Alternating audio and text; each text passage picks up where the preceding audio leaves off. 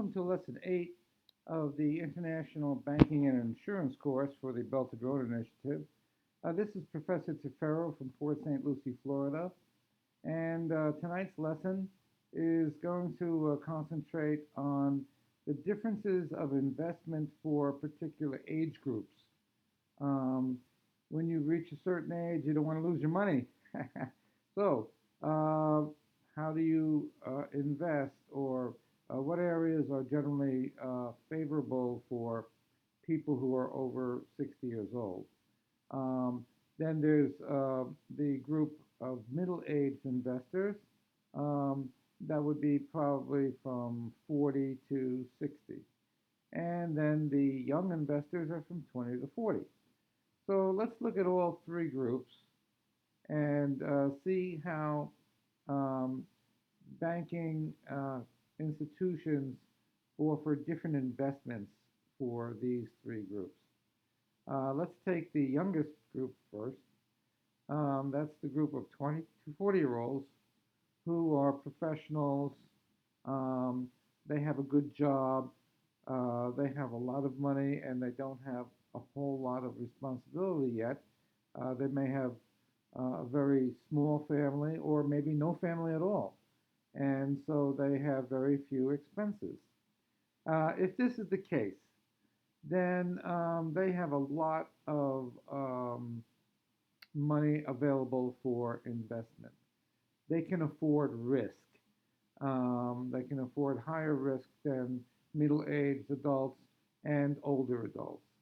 And banks will offer them a range of investments from high risk to moderate risk, which would be more attractive and appropriate for their age group. Um, when it comes to people who are 40 to 60, they're pretty much established in their lives. They have experience, they have families, um, their kids may be going off to college, and so now they don't need too much of a risk factor in their investments. They don't need too much of a return on their investments. What they're looking for is to have a moderate return um, for their moderate investment because they still have a certain amount of flexibility in their investment portfolio.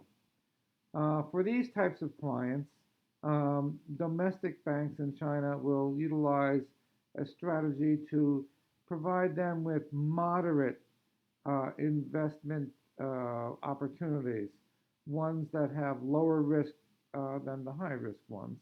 Um, these companies will almost guarantee maybe twice the amount of return that a low risk company will guarantee, and they might be good investments.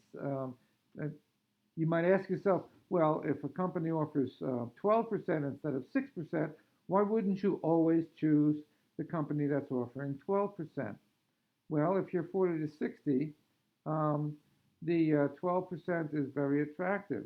But if you are over 60 and you're really worried about keeping the money that you have, um, you might find the 6% option, which is guaranteed, um, more attractive than the 12% option, which most of the time is not guaranteed, but is um, projected, or they have a good history. They show a 12% growth over the last 3 years, and they're anticipating a 12% growth for this year.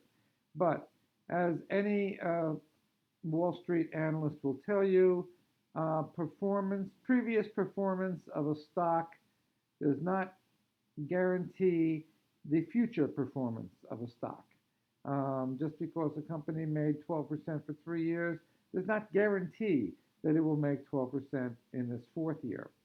Um, so that is how a client should approach their investments, knowing in advance that performance in the past is only an indicator of what might happen in the future and not necessarily guaranteed to happen for that particular stock.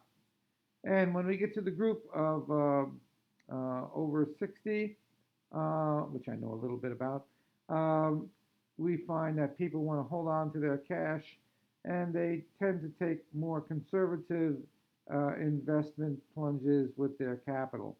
Um, a lot of people over 60 go into physical goods like collectibles, gold, silver, diamonds, and things like that. Um, these items have liquidity, they have stability, and they're far more conservative than the investments you would make as a 20 to 40-year-old or a 40 to 60-year-old. So, at whatever age you're at, be aware of your capabilities, be aware of your risks, and be aware that you can take a little more risk the younger you are. And that pretty much covers age investments. This is Professor Tefero from Port St. Lucie, Florida. And I'll see you all next time. Take care until then. Bye bye.